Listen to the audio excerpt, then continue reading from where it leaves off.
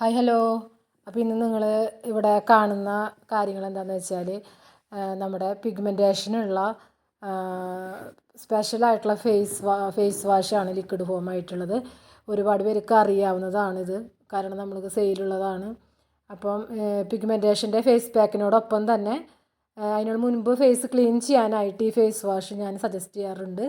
അപ്പോൾ നല്ലതാണ് കേട്ടോ. അപ്പോൾ ലിക്വറൈസിൻ്റെ എക്സ്ട്രാക്റ്റ് നമ്മൾ ഹോം മെയ്ഡായിട്ട് തയ്യാറാക്കി ഒഴിക്കുന്നതാണ്. അപ്പോൾ നിങ്ങൾ കണ്ടുകൊണ്ടിരിക്കുന്നത് ആ ഗോൾഡൻ കളറുള്ളത്, അതാണ് നമ്മുടെ ലിക്വറൈസിൻ്റെ എക്സ്ട്രാക്റ്റ് വരുന്നത് കേട്ടോ.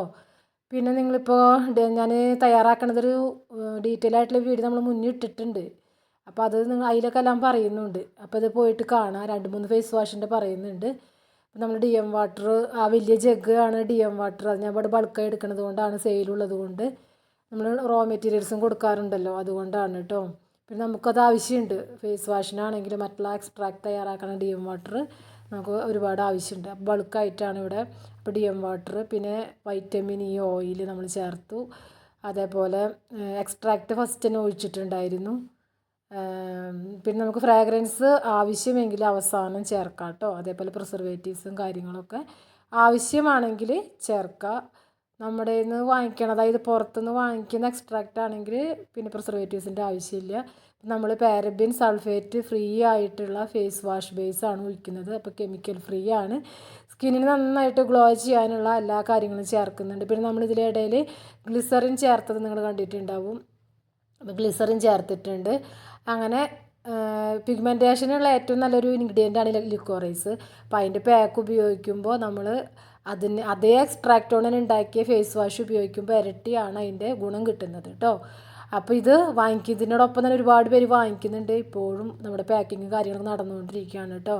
അപ്പോൾ ഓർഡറുകളൊന്നും തീർന്നിട്ടില്ല. അപ്പോൾ നമുക്ക് നേരിട്ട് വന്ന് വീഡിയോ എടുക്കാനുള്ള ഞാൻ നേരെ കണ്ടെത്താറുണ്ടെങ്കിലും ഇങ്ങനെ കുറച്ച് പോട്ടെ എന്ന് വെച്ചിട്ടാണ് ഇടയിൽ പറയുന്നത്.